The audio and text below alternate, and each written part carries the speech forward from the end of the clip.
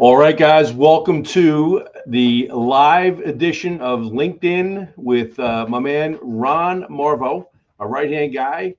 And we're here to talk about the blockbuster strategic partnership between Amazon and Hyundai.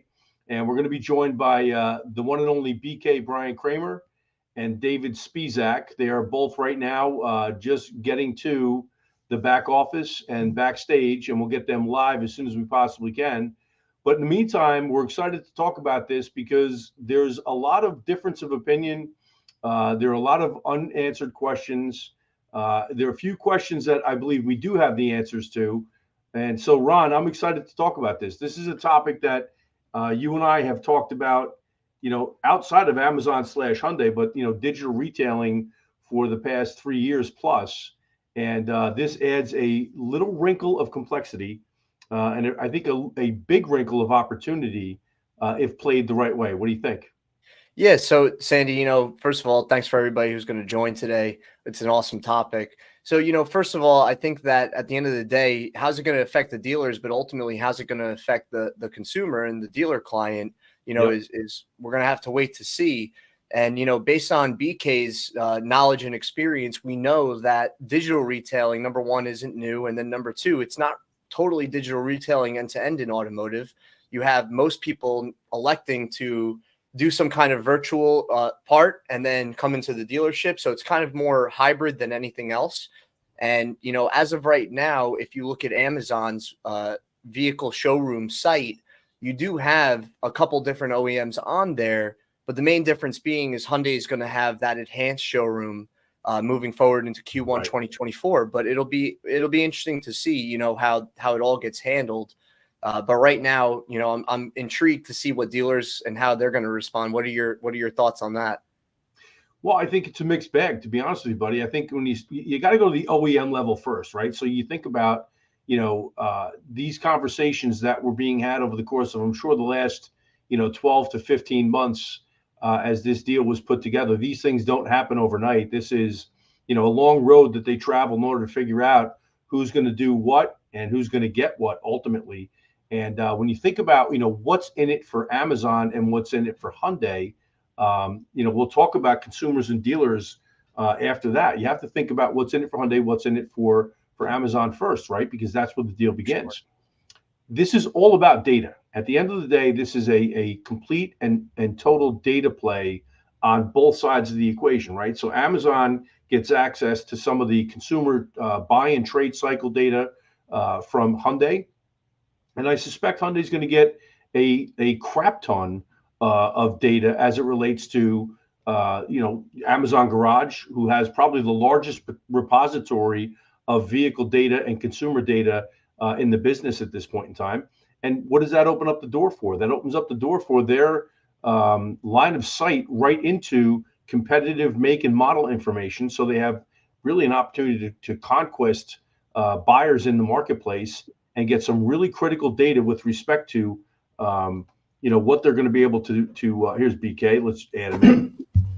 What's up, BK? What's going on, Brian? Music back in the green room. I was really enjoying that. Just listening in. Yeah. And, we're talking about, what kind of a deal has been struck here. And I said, it's really almost a pure data play for both of these players. And so I think, when you talk about the conquest data that's going to be available with respect to what's going on in the parts and parts sales side with Amazon, that's over $1 trillion business when you talk about parts and service in terms of the market opportunity. And so, I think there's going to be a massive shift in terms of how we see data exchanged and ultimately how we speak to the consumer in the process. The big question becomes that party in the middle, which is the dealer. And so, BK, you wrote a piece today on LinkedIn. Talk a little bit about the highlights and the high points of the piece that you wrote today on LinkedIn with respect to this deal. Well, I think, how's my audio? Is it good? It's good. You're good to go. Okay. Let it fly. So I think that, Amazon runs business. They changed the way that the Postal Service, which was a institution for hundreds of years, right? Going back to the Pony Express, right? And never worked Sundays. And somehow Amazon got them to work Sundays through their service level agreements. A little bit of pain, kind of like, and I said it in there, with F&I pay plans has an element of that. If you perform, it's going to adversely affect you. But if you do perform, then obviously you're going to get rewarded accordingly. And I think that Amazon service level agreements, or SLAs they call them, is how they really run their business. And it's a series of, it's kind of like e-contracting. Somebody said that on a call in Clubhouse earlier this morning. E-contracting is not something you have to do, but at some stores, and I think at all stores, it should be mandated, especially with the cost of money right now and cash flow. And that's just one singular example. 60-day turn on your used car inventory. That's a service level agreement. Now, do people, guard it? The one thing I'll give Amazon is they execute it extremely well. And they reward the recipients if they're delivering, and everything with them is geared towards the customer experience. If they're getting a better customer experience or consumer experience, then they're going to get better real estate on the site. They're going to get premier placement, similar to what Cars Commerce does on our marketplace. We factor in dealer rated reviews and all, and it's not just, are you the best price? Because that's a race to the bottom, which is a whole other conversation. And I don't think that everybody, all consumers want to be just the best price. I know that when I'm looking, I spend money every single day on DoorDash, on Instacart, on a bunch of places where I shouldn't be spending money, and I'm paying way too much, an embarrassing amount. When I look at it, I'm like, but I don't feel like getting up during the ball game and and also, Total Wine more, why not? And then it's just convenient, it's easy, it's simple. And I think that we as an industry need to get out of this mindset that everything's so commoditized and everybody's about the best price, because I think that for the first time in history, it's easier to see. I think it's been like that for a while, but I think that it's easier to see that the consumer isn't just concerned about price. And I think that a lot of the price conversations, and I'm sure a lot of people are going to disagree with me on this, probably most, but I think it's a self-fulfilling prophecy. When you ask customers when they arrive in the showroom, hey, what did you think your trade was worth? How much money do you want to put down? Where did you want to be per month? It's not a religion that you're trying to figure out. It's just math.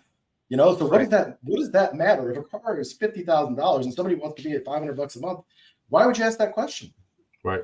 And why wouldn't you just present them what it is and let them make the decision as to what they want to do, which is kind of the whole SaaS model of everything online. And I've seen, and I can cite numerous examples, that when you give the client the opportunity to guide themselves through a consumer journey, they buy more. They will buy more than they should in some cases. They'll buy more than they intended to. And I do it all the time. We all do it, right? When we're ordering things, why not? You click that. You do it when you're ordering, flowers for Mother's Day. When you're, hey, would you like to get this added on? This balloon shirt, $6.99. I think probably cost me $1, somewhere else, but why not? And it's just easy, click. Next thing you know, oh, by the way, would you like to tip them 10%? I haven't even met this person. I don't even. Why am I going to tip them 10%? Right. Average is 15%. That's what most consumers choose. Like on Uber, do you want to be below the average or over the average? So then you click on the middle button because you don't want to pay too high or too low. But you pay for convenience. I pay for convenience. Now, does everybody want to pay, only more for convenience? No, my father doesn't. And he looked at the negotiation and price as a sporting event, but I don't. And he'll drive from one side of town to the other when the gas prices change. But I don't look at time in that way. And that's fine. He buys his way. I buy my way. There's people that go into the Apple store and they buy in the store. I just bought a pair of AirPods and for whatever reason, not connecting. Now, do I want to send them back to Apple? No, I'm just going to go to the local Apple store and exchange it for a different set. And I know I have this brand trust in Apple that they're not going to question me and say, how are we supposed to know that it wasn't, that it was like this when you bought it? How do we know you didn't do this? And all the things that happen in most retail environments where you get challenged based on your ethics, your morals, and then it turns into this like us versus them mentality. And you end up taking care of the customer anyway, but you didn't because the frontline staff wasn't empowered to do that.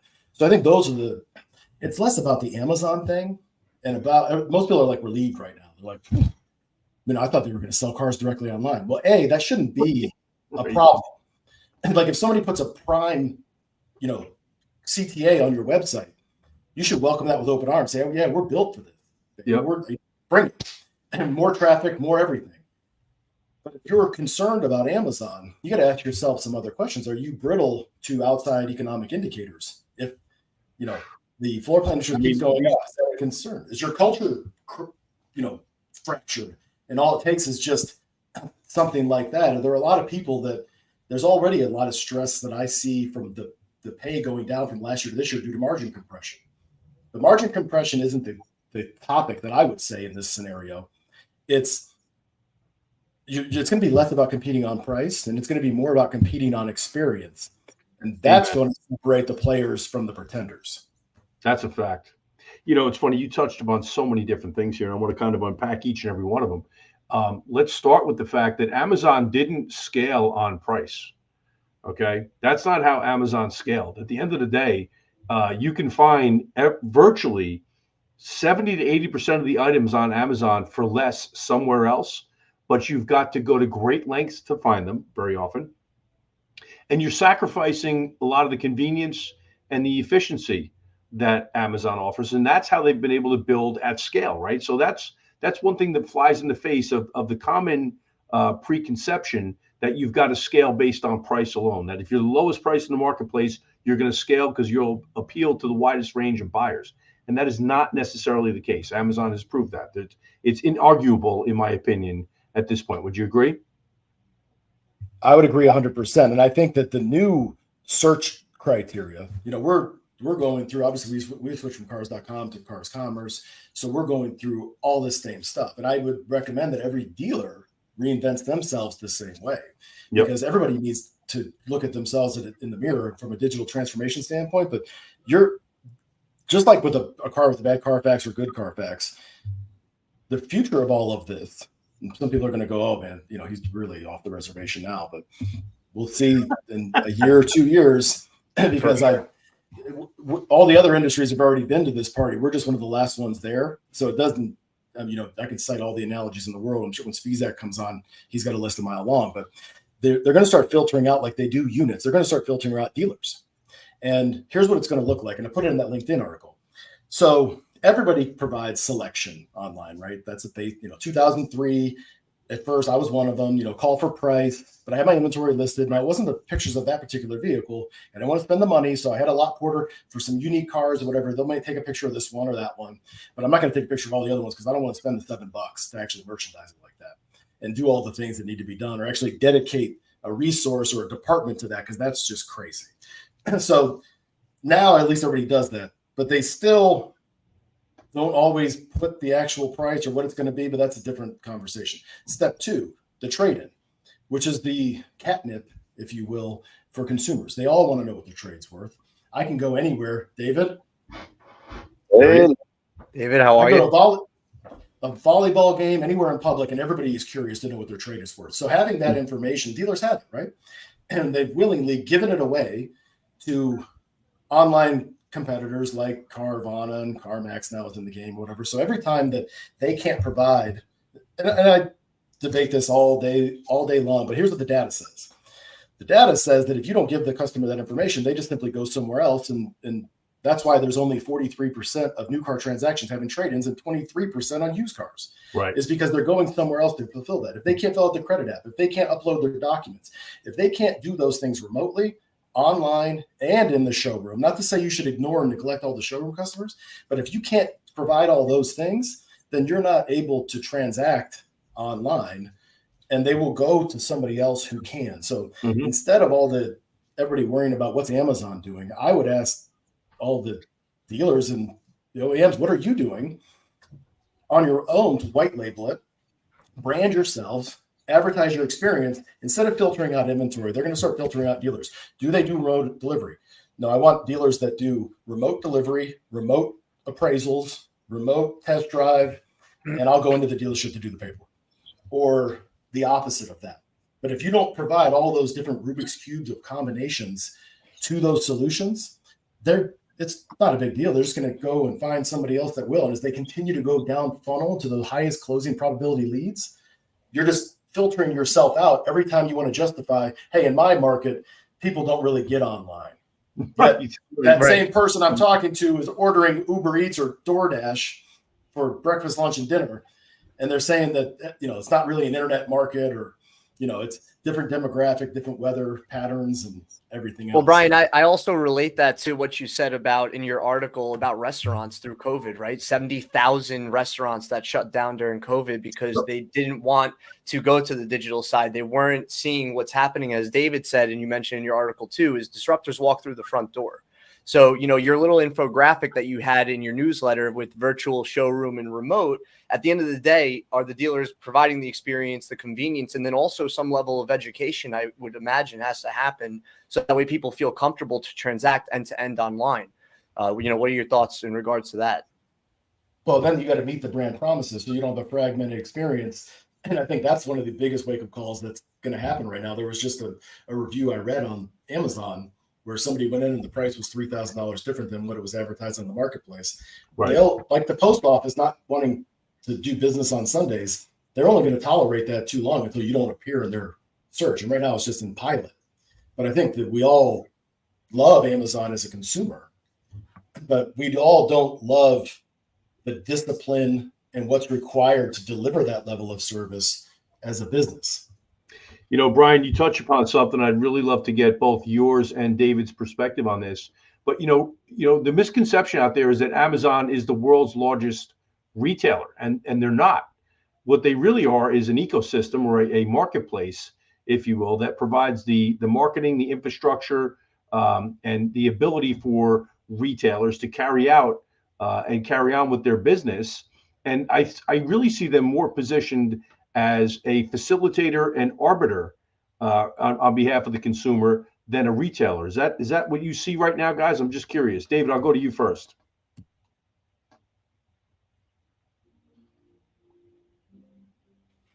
Well, an arbiter of the consumer. Okay. I'm sorry, I'm pausing because I'm trying to think of how many other trillion-dollar arbiters there are for the consumer. Not too many. Bro, no, it's about this. Listen, it's about revenue, right? Listen, I keep telling people this. I've been saying it for 100 years. I know I don't look like I'm 100, but trust me. Anyways, if you think about this, Amazon, if anybody was to go, anybody listening to this right now, go to www.relentless.com, hit enter, and it will land at Amazon. Yep. They own that URL. Okay, now that was not perceived as being a real customer-friendly URL. It seems very intense, and it is. So, they came up with a friendlier name, Amazon, but Amazon was a purely intentional name because the name they came up with had to include the letters A and Z, yep. Right? And that what is now perceived to be a smile on the side of every cardboard box that's littering America is people's doorsteps is not a smile at all. It's simply an arrow connecting A to Z. Their intention is simple, it's pure, and they are relentless about it. Their intention is to dominate every industry they can, from A to Z. Automotive is in the letter A. Took them a while, but they got there. Here's the thing. Think about this also. Number two, Amazon doesn't do anything unless it's not only intentional, but it's huge. Would you agree with that? Anybody who asserts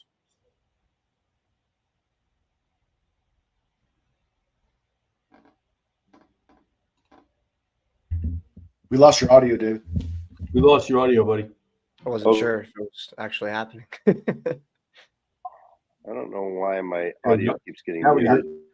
We're back. But anybody who thinks that this is about leads, I'm sorry, I can't agree with that. Here's why. You gotta connect the dots. What in anybody's mind would lead you to believe that Amazon went through the pains of going through this deal, navigating this deal with Hyundai, just so you think somebody from Amazon and the executive team went running into the CEO's office and said, "Hey boss, I did it. I got that deal done with 18 Hyundai dealers." And I think, I can't be sure, there's no guarantee, but if we get 10 leads a month from each of those dealers, that's 180 leads, boss. Right. No, listen, I want you to sit down. That could be as much as $6,000 a month in revenue. That dude's going to he'll be lucky, or she'll be lucky to not get punched in the neck and thrown out of the boardroom. Are you serious? Okay. Second thing, I want you to also connect these dots. So people are saying, hey, don't overreact. First of all, and I saw Kyle said, hey, some people are overreacting. I agree with that. I think they are overreacting. Yeah. But I think that is also is a reason to pay attention and to have some concern for a couple reasons. What level of transparency was given throughout this deal to the Hyundai dealers? I haven't heard that there is a real level of transparency. So anytime, I want you to think about your life. Anytime something significant happened where you were the last one to find out, were you generally in the optimal position? Were you the winner of that program? I don't think so. Okay, listen, here's another thing. Okay, if this was simply about leads, and I want you to think about negotiations, let's go to a different level. Whenever there's high-level negotiations with two significant companies, is it fair to say, while there's always a winner and loser, the perceived value is relatively close for both sides? Is that fair? Sure. Samsung, Apple. Okay. Yep. So if Hyundai agreed to move to AWS, which is kind of big, and they agreed to put Alexa in all of their cars going forward in the future. And so do you think the way it went down at the negotiation table is that incredible executive at Amazon said, okay, listen, I've got the deal. We've been here for 3 months. Let's get this deal done. I'll tell you what. Tell you what we're going to do. You take on AWS and you put Alexa in all your vehicles, because that's going to give us subscription dollars. It's going to give us customer data. It's going to give us all kinds of stuff we have access to. And we could probably sell them dog food in their car, right? And then, well, what are you going to get? Okay, and what are we going to get on the other side? I'm going to give you 50 leads a month. Are you serious? Do you guys think that if Hyundai said, I'm going to give you AWS and I'm going to give you Alexa all the cars, that the only thing they're giving up is the lead gen side? I mean, it just seems to me that those things don't fit. Now, don't be a reactionary. Don't overreact. But here's the thing. This is 18 dealers and a pilot.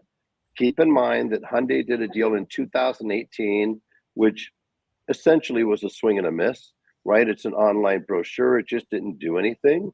So 5 years later, they're taking another swing at the bat. But Amazon is smart. They're intentional. They're seeking new revenue channels. And the first thing I thought of, and I posted it the day this announcement was made, hey, I noticed you have a Santa Fe in your cart. People who bought Santa Fe's also bought a service contract, a Hyundai maintenance agreement. They bought theft protection. They bought this. And, you know, if you think about it, so what? People can buy that there instead of buying it through the dealership. It's a big freaking deal, bro. Because here's the thing. If they buy it directly through the OEM, which is what the OEMs like, but they couldn't do it, can't do D2C. Where's the reinsurance money going? Okay, first of all, where's the reinsurance money? Some reinsurance programs I think are more valuable than dealers, right? The reinsurance program. That's a but fact. Here's the other thing. The other thing is that if they don't buy it from the dealer, the OEMs, fair to say that EVs, you could talk all day about EVs. I'm going to have a virtual summit right before NADA, and I'll talk about that more in December. But one of the things that the EVs provided was the potential to go direct to consumer. Is that fair, gentlemen? That's a fact. Yes or no? Was it possibly a pathway to potentially going to an agency model? Yes or no? It's 100%. Yes. Was it a way of them gaining greater control? Yes or no? Sure. So here's the thing. You know, there was a great paper put out last April, right, by UBS's automotive research team globally.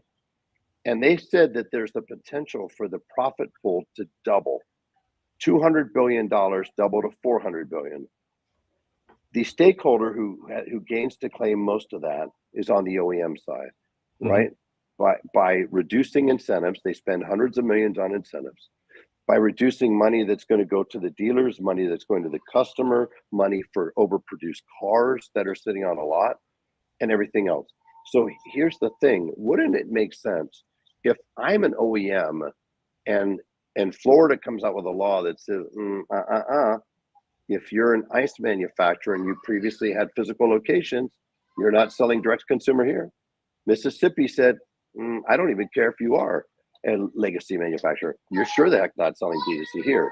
Right. But they didn't say Amazon couldn't sell stuff. Right. So I've seen OEMs attempt to do in the last few years subscriptions, service over the air. 24 different franchises attempted to do subscriptions, pilots through Clutch. Yep. That was a swing and a miss, apparently, right? But they keep trying to go to bat in ways that will allow them to somehow circumvent franchise laws.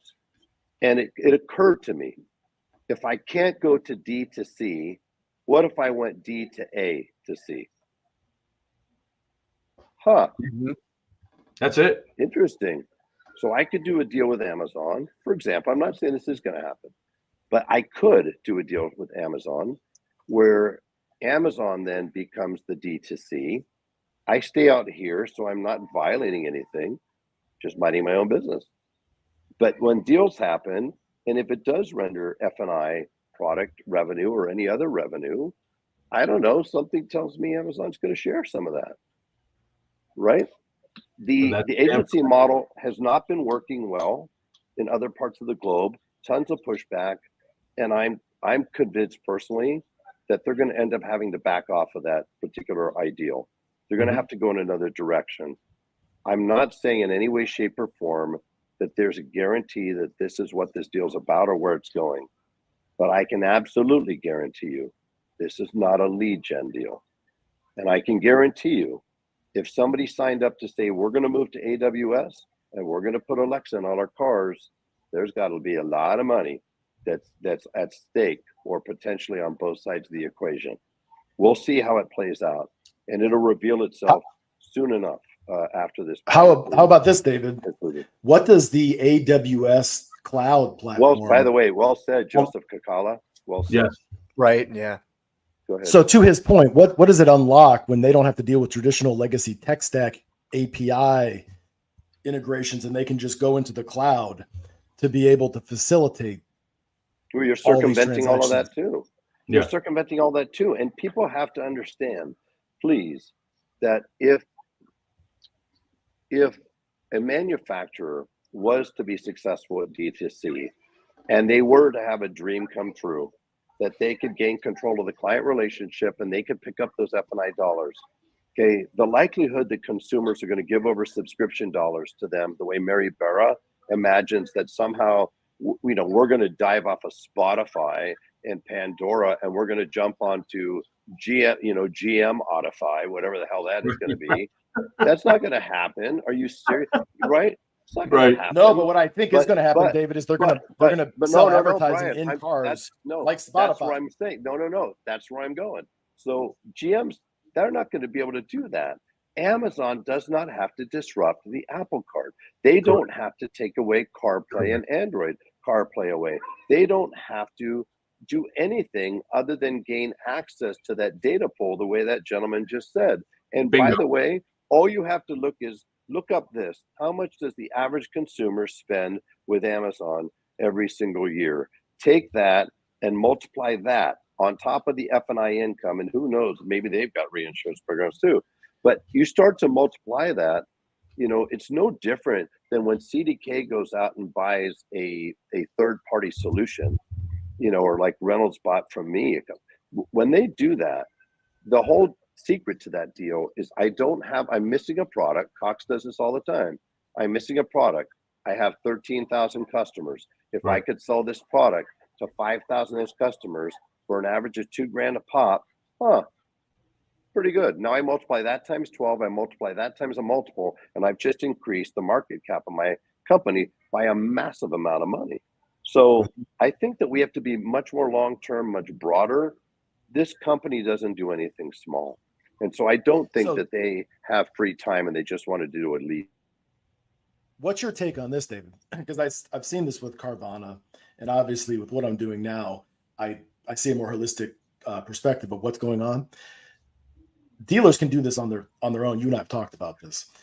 What's the detriment to a dealer that doesn't grab the bull by the horns, like Jared Kilway was saying earlier about the data, and ends up having to buy this data back from Amazon after they've allowed this to happen by not handling it from a first-party data standpoint and monitoring themselves with a CDP or however they do it? Well, start with this, and I bring this up all the time. Jeffrey the giraffe, happy as a clam. He was living for decades happily, living inside of a toy store. And the children would come in, and Jeffrey would frolic, and he would be so delighted because all these children represented revenue coming into his home, right? But then one day, this new organization called Amazon came along, and they said, Jeffrey, hey, I noticed things are getting a little tough out there. You know what? I got an idea. I got a lot of customers, and my customers got a lot of kids. I mean, think about this. My customers are sitting around at home, and they're just ordering stuff all day long. They probably have more time to have children than the average couple where they're going to work, right? So I bet you could sell a lot of toys. And so Toys R Us said, yeah, sounds like a good idea. And Toys R Us, all they did was give up their customer database and their inventory. Yep. And the next thing we know, Jeffrey the giraffe was homeless. Because once you give up your customer database and your inventory, what the heck else do they need you for? When Carvana came out with the program where they said, hey, dealers, I'll tell you what, I came up with a great idea. Okay. We were just talking to our consultant, Jeffrey the giraffe. He gave us this idea.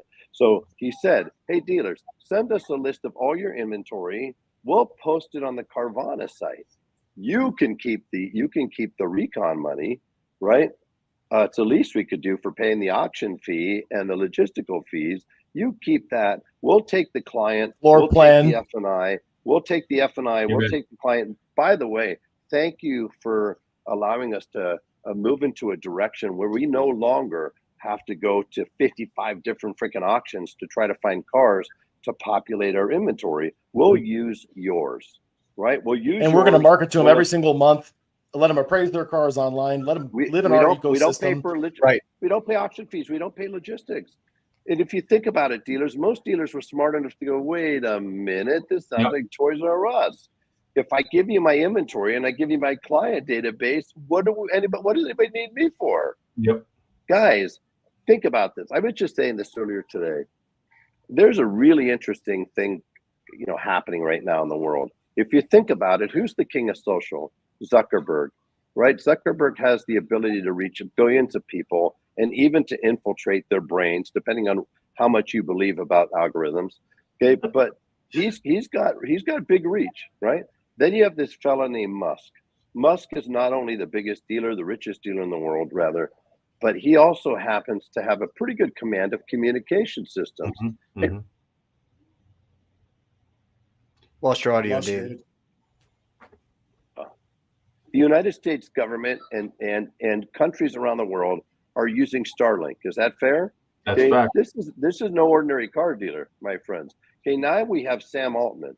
Sam Altman is controlling AI, right? He's going to dictate, honestly, where AI goes. And after this failed coup last week by the knuckleheads, aka the board and its chief science officer, he's going to end up with more power than ever, and Microsoft will end up with more governance than ever on their investment.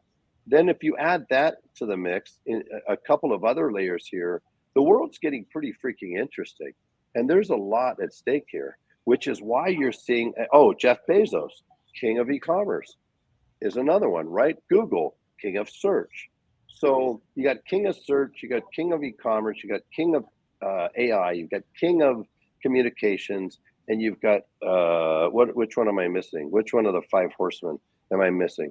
It's getting pretty freaking interesting. Well, you're also, honestly, Alexa is about to become the queen of connected car data by hooking Alexa up. That unlocks all kinds of capabilities. Yeah.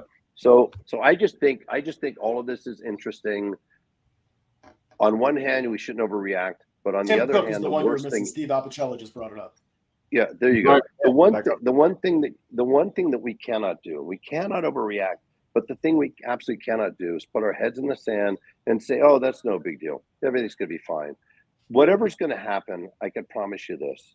There are people with much greater levels of money and control and power that is going to move things down. Your job as a dealer, your responsibility is to stay in front of it so that you can remain dominant regardless of how the dealer landscape or the automotive purchasing landscape, new or used. And that's what Brian's trying to tell you. You know, for example, like with what AccuTrade's doing, you could complain all day long. You could have all kinds of concerns. But the reality is this. I tell every dealer, if you sell 100 cars a month, that means you're doing at least 200 write-ups. Could you explain to me why you only do 110 appraisals? Right. Shouldn't you be doing 200 appraisals? But you don't. You do 110, 120. So if you want to sell more cars, appraise more cars, right? And so I think we just have to focus, as always, on the things we can control, Sandy, right now, and Brian and Ron. We've got to focus on the things we can control. We have to pay attention, and we have to put ourselves in a position, our people and our organizations, in a position to be on the leading edge, right, of whatever is coming down the path. David, I agree with you across the board. I think there's such incredible insight with what you've shared. You know, I think back at the big battle for the connection to every household in the country, you know, over the last 15 to 17 years, which, you know, each one of the providers out there, whether it was cable, whether it was, you know, Fios, whether it was Starlink, whatever the case may be, there was a big battle for the pipe going into the house because it would control the information flow in and out, and you could, you know, glean a ton of data, et cetera. Amazon was agnostic with respect to whose pipe went into the house. They could give a shit. All they cared about was making sure all the data is going through their pipe. Exactly. It's the point. Exactly. So they didn't care. You go get the pipe to the house. I want all of your pipes coming in to AWS servers so I can take a look at all the data. Let me ask you guys this question. Brian, I'll start with you. You know, what are 2 or 3 things that dealers could do right now to make certain that they take advantage of a scenario like this where they do get the chance to decommoditize their position in the transaction process? Because this really creates a very transactional environment, but we still have an opportunity, to David's point, to control what we can control. What can dealers do? What are 2 or 3 things they should be doing right now or focusing on to make sure they do decommoditize themselves? So I don't think we're going to find those answers in the automotive retail industry. I think you got to look outside. You got to look to see who came before us. Who, you know, we've got a lot of smart people at Cars Commerce and a lot of people that used to work at Amazon, ironically. Yep. And when we're faced with these problems, they're like, "Oh, we dealt with that 12 years ago with healthcare with Amazon, and this with AWS." So here's the take that I get from a lot of the smart people that we work with. Nordstrom Rack reinvented themselves. They were on the ropes, and there's a lot of these companies during COVID that were on the ropes. Williams-Sonoma, who goes from 6% to 66% in 3 or 4 years. How are they, of all people, doing it? Neiman Marcus, all these just legacy retailers that also have a social media brand. And if you take a look and see who works for them on LinkedIn, just go browse any retailer that's doing well. L Brands, Limited Brands, out of Columbus, Ohio. If you take a look at it, it's all data scientists, data engineers, large language models, RPA, AI engineers, so all these different software engineers, the same people that we're hiring for. There's a huge labor shortage and there's not enough talent to fill it. And so you've got to look either to hire those people, which isn't realistic for most dealers, or you need to figure out a way to partner up with somebody. Obviously, I'm biased to Cars Commerce, but there's a lot of different partners that you can partner with to enable dealers. Alex Vetter always says that we're arming the rebels to be able to defend themselves against things like this. So what are the things process-wise that they need to account for? Well, if let's say that Amazon does just create parity, or let's just say like on EVs that everybody is kind of the same price, then what do you have to advertise that differentiates you from everybody else? And it's going to on price. But I can tell you from being in the arena, good luck when you put your experience against every competitor out there and say, that's fine, I'll take the Pepsi challenge and I'll put our process up against anybody else's because I'm that confident in it. Because we'll go to where the customer's at. It's in that LinkedIn article that I put, but we'll come to you for an appraisal. We can do a digital credit app. We can do it, like David was saying, AccuTrade can do a virtual remote anywhere and completely democratize appraisals for anyone, anywhere. That's the future. It's no different than desking deals or allowing. Remember, I already freaked out with digital retail. You can't on Roadster. You can't let a customer test their own deal. Have you lost your mind? What happened? Did it break the internet? Did it break dealerships? No, they sold more product and they made more money. But here's the roadblocks that are going to create the for dealers. And I see this all the time, and this used to be a thorn in my side, and it's just a problem across the board. Customer gets online tonight. In 2 or 3 hours, the dealership's closed. They want to buy that vehicle. They submit an online check. I live 3 hours away. I want to buy that XYZ unicorn, whatever. Right. Will you hold it for me? Do you need a deposit? So they get a deposit in the morning, but then that salesperson doesn't go over to the manager, or the manager didn't sign the other part of the deal, so it's not really a deal. Somebody from the service department, the day that somebody's working the service drive, ends up talking to somebody, trading them out of their vehicle into this used car that supposedly was already sold, but somebody didn't update the CRM. Right. Now you got two customers arm wrestling over it on a car that was been there for 45 days, and somebody decided just to drop the price for the first price change in 45 days. And now all of a sudden everybody in the world wants it. And it's not something you can replace. Having a sale pending or process is what's your sold policy? What's your split deal policy? How do you prevent that from happening internally? It doesn't really matter what you do. It matters that you do something and that it's consistent. Does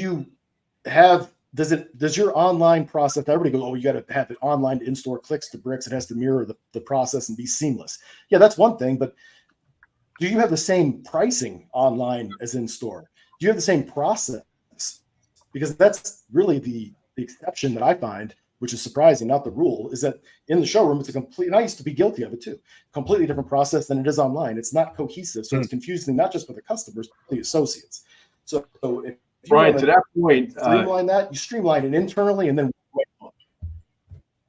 To that point, Brian, if I've been in rooms where I'm working with, 20 plus selling professionals at the same time, and I'll ask them to all write down what their selling process is from cradle to grave, right? From intro to actual delivery of the vehicle. And if I have 20 people in the room, I'll get 21 different ways to get to that end result. And so to your point, getting your online to match your on-site shouldn't be that difficult, yet we see those challenges every day.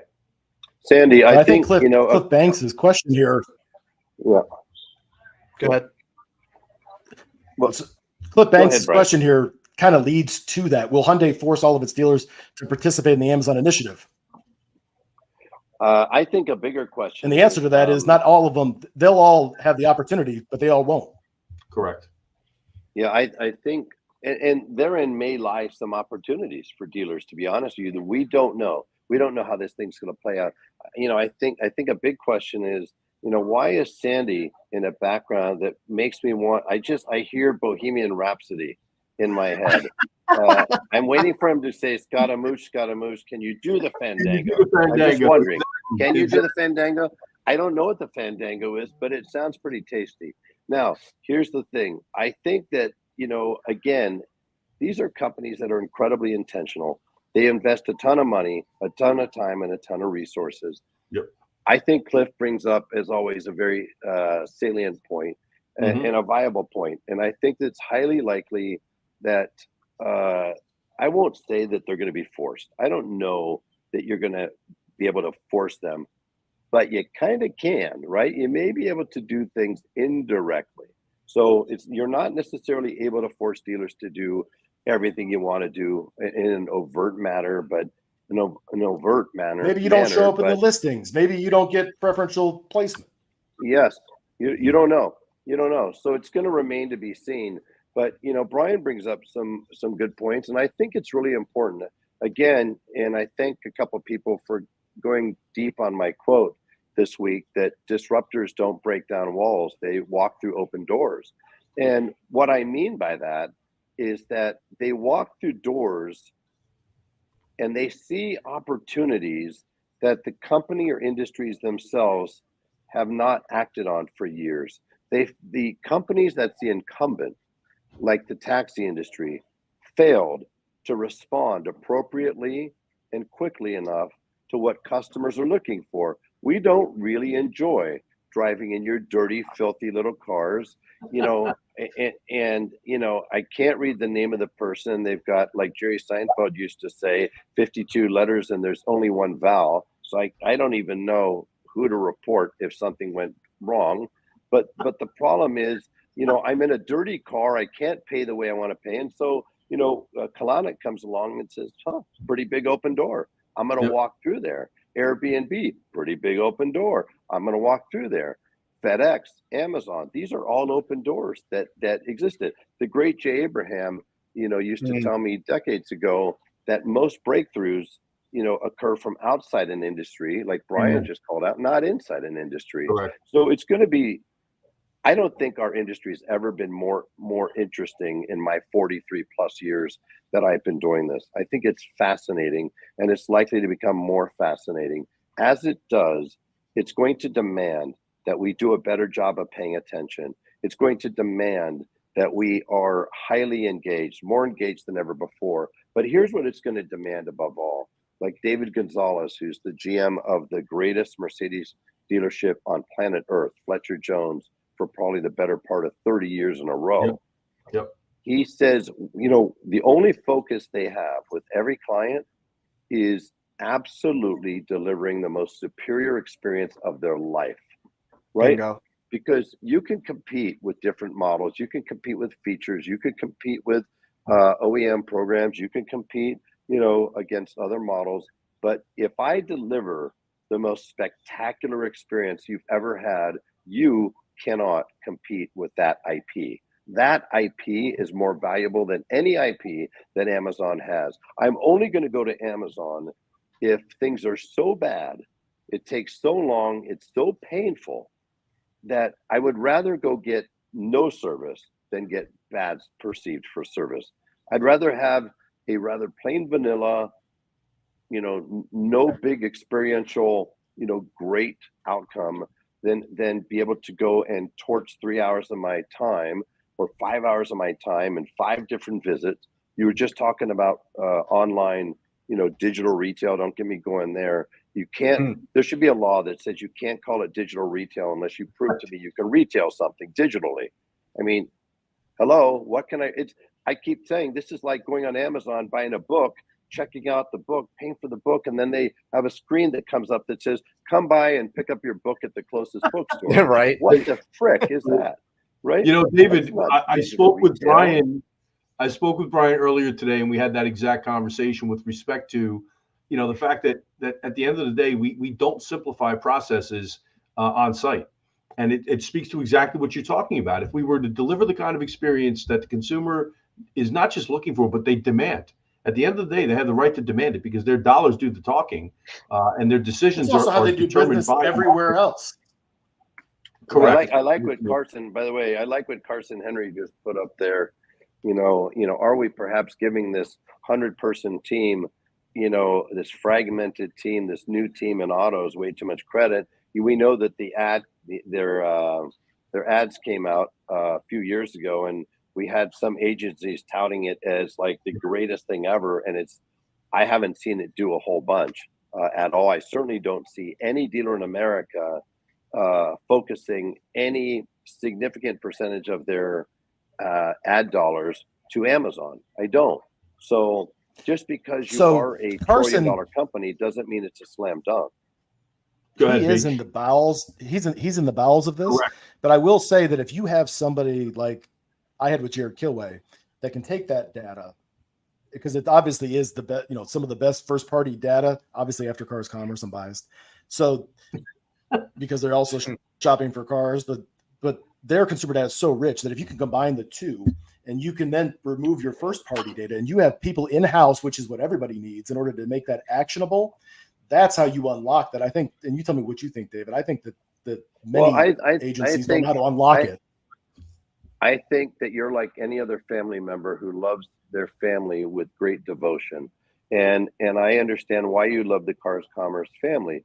I'm not in that family. I don't have a business relationship with Cars Commerce, as you know, but I do love that company because it starts with Alex Vetter and it works its way down. They have shown they've they've proven over the test of time, that they are first and foremost, and will always be first and foremost, advocates and champions to their dealer clients. And so while the car gurus and the true cars of the world and others are trying to figure out how they can create the whole transaction to take more money away from the dealers while producing a lesser experience for the client, Cars Commerce has gone squarely in the complete opposite direction of saying, how can I create a better experience for the clients by providing the dealers with a more seamless environment to be able to do that. And if I've got, I don't know, what is it, Brian, 2.7 million people on the marketplace every month, and 28 unlike endemic where 2.5% at any given time are in market, you got 27 million people, 100% of them are in market. And the last I looked, a massive percentage of those are going to buy something in the next 30 days. If Amazon, instead of connecting with Hyundai, no offense to Hyundai, love you Hyundai, always have, great company, but if they were to connect and do a similar, I wouldn't say a similar deal, but if they did a deal between Amazon and Cars Commerce, I think it would be massively beneficial, much more beneficial to the consumers, because there are 27 million people on the marketplace looking for something. It would combine it with a far better experience, and it would allow them to not lose that client to dealer experience, which frankly, I think people still diminish and discount way too much. At the end of the day, Amazon does not have a phone number. So if you buy your Hyundai through Amazon, through some disconnected way, you're going to go on, buy your traveling on Expedia or Travelocity. And then you're going to get connected. You're going to get connected to some dealer you've never been into, like it's an arranged marriage, right? So I went to Amazon because I love you, Amazon. I shopped for my car with you, Amazon. I did everything you hoped I would do. I put everything in the cart, right? The way you want me to do, Amazon. And then I'm getting contacted, by a random dealer that, this rando is a dealer, and I don't know the dealer. I don't know the salesperson. I don't know anything, but they just said, you're going to be okay. It's an arranged marriage. We're going to be fine. Right. And I show up at the dealer, and the dealer hopefully is on board with the program, hopefully understands the, what the program is like, and they do everything. If they do all that cleanly, you still end up possibly with a greatly diminished experience. I promise you this. I'll say this right here and now. If you go into Amazon, you do all the things you want to do, all the things they want you to do. They connect you to a dealer. You go down there. Somebody figures out who you are. They find the car. They deliver the car. You still go through F&I, do all those things, right? So now I have to go through 2 transactions. Oh, by the way, that is not even going to come close. That if you walked into Fletcher Jones, if you walked into Germain, if you walked into Carter Myers, if you walked into any great dealership, Lexus of Lehigh Valley, Beaver Toyota, you're not going to come close to those experiences. And you know what? You don't have an advocate. Oh, you could call Amazon. Wait, they don't have a phone number, right? So what are you going to do when you need advocacy? You're not going to get what you get in terms of an ownership experience. The problem, David, too, I feel like, is that the dealer experience that you're going to get at a Beaver or Fletcher Jones is so few and far between, and so many people feel like they can't, quote unquote, even today, we always say it's Sandy in our business, they have a fear of making a mistake or a bad decision. So they're going to walk into a dealership and get taken advantage of. But whereas Ron, if they go to go ahead. Okay, but Ron, you're right. Which has got to be fun to hear that, right? You're right. But no, I want to be right. Well, win. I love Ron. No, Ron is right. But Ron, here's the deal.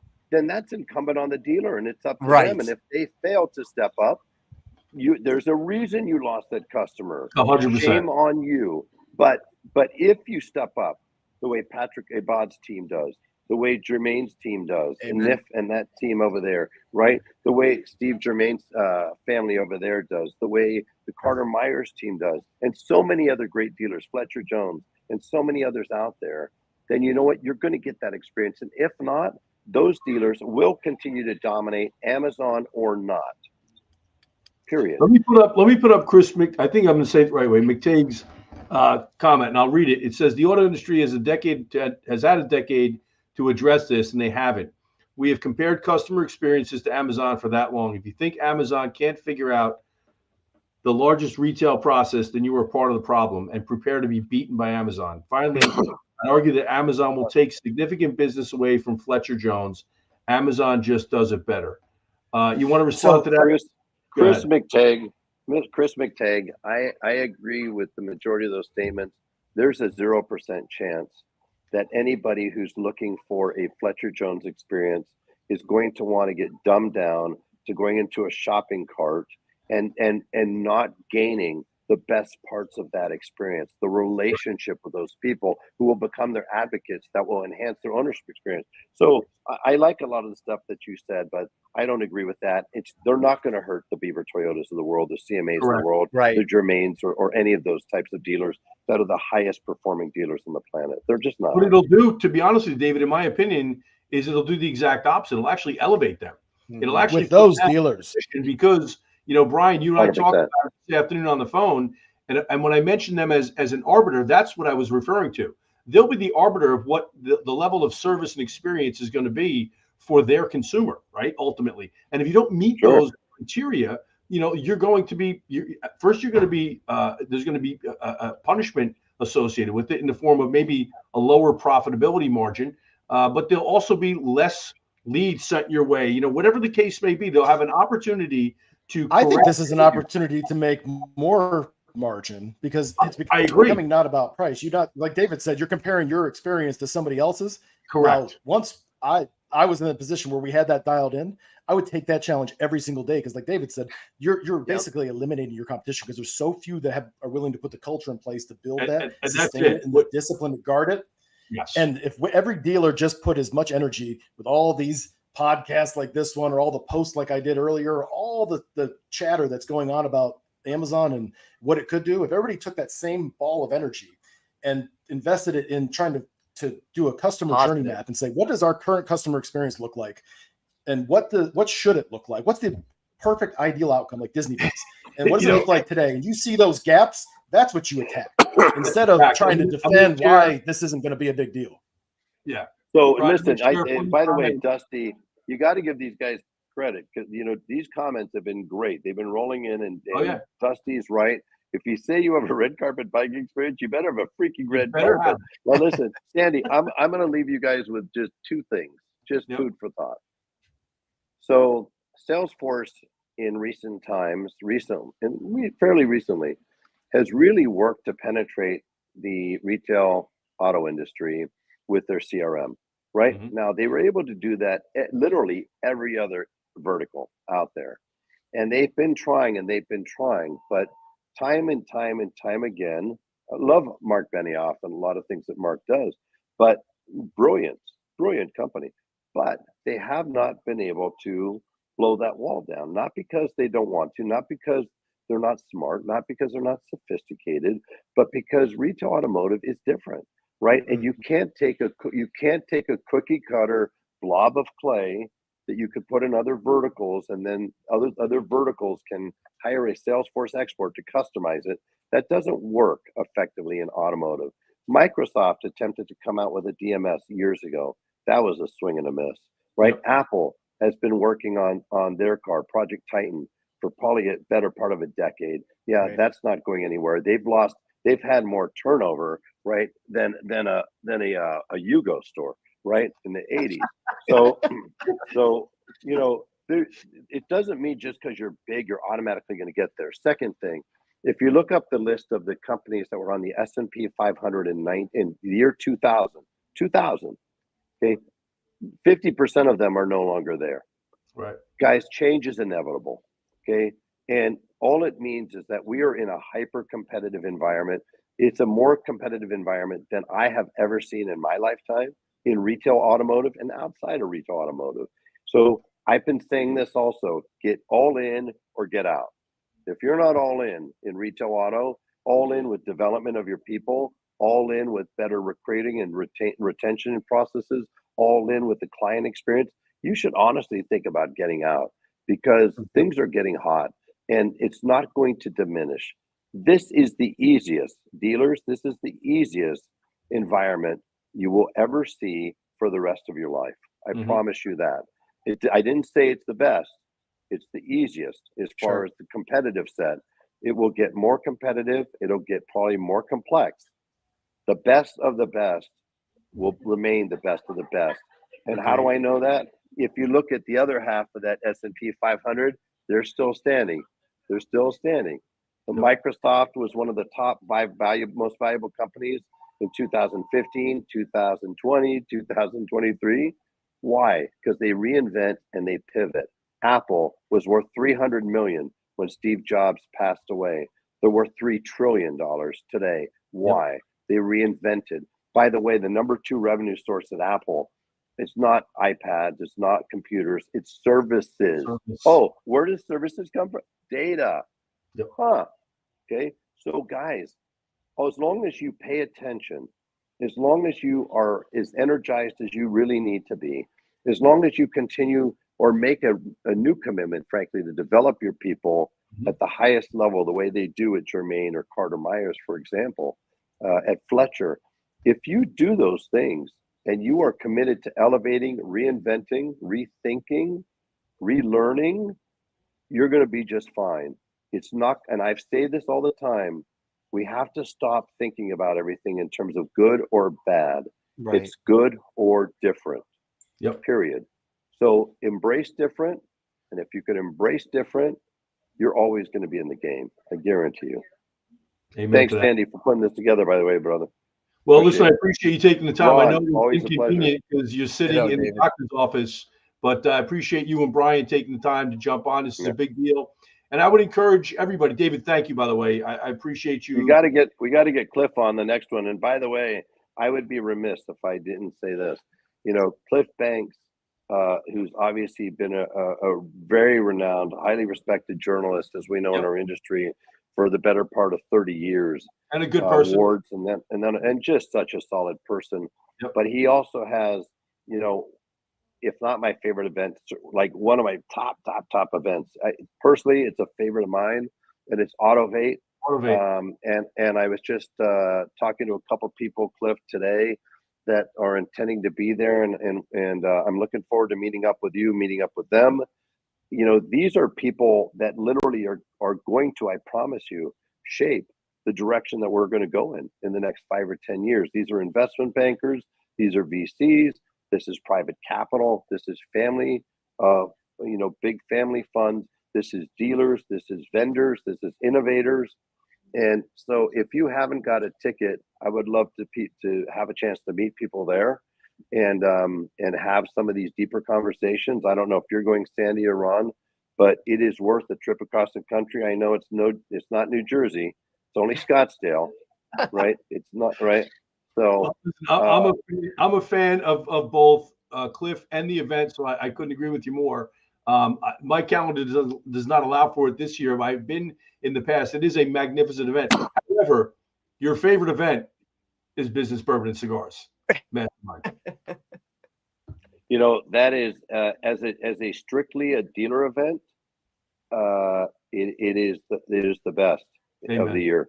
Period. But this event is spectacular. Just because work gets done, ideas get vetted out, people get challenged, and you literally can see transformation occurring during the course of the event that will be deployed the minute the dealers get back into their organizations. Amen. It's a very special event. I look forward to the next one as well. And I look forward to obviously staying connected with you two. You are magnificent human beings.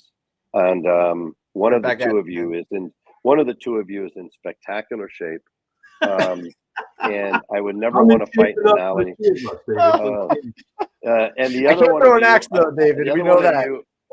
The other one of you, I I love you, Sandy. But hey, final thought. Two guys, that old joke, two guys in the woods, and they come across a bear, and the guy says, "Hey, if we don't outrun this bear, we're dead." And the other guy says, "I don't have to outrun the bear, bro. I got to outrun you." That's it. So, hey, dealers, you don't need to outrun the bear. If the bear is Amazon, you just need to outrun everybody else. Amen. Amen to that. Great point to end on. Love you guys. Awesome night. All right. Listen, Love you, Dave, I appreciate you. Love you, my friend. And I wish you nothing but the best. Cliff, wishing you success at your event. For those of you that have tuned in tonight, listen, this is a hot topic right now, and I'm going to echo David's sentiments. This is not the beginning of the end, okay? That was just a mere headline that we posted on LinkedIn. I think this is the beginning of the beginning. And so if you take the opportunity to really shore up what you're doing on site and also behind the scenes online with respect to how you're going to partner with companies like Amazon and also Cars Commerce, you have a real opportunity in front of you to explode and dominate the market that you serve right now. So, David, thanks so much. Ron, Thank my you, right-hand guy, love you, appreciate Thank you. you, guys. Love y'all. We're going to step up to stand out, and we're out. See you next time. Buddy. All right. Take care, guys.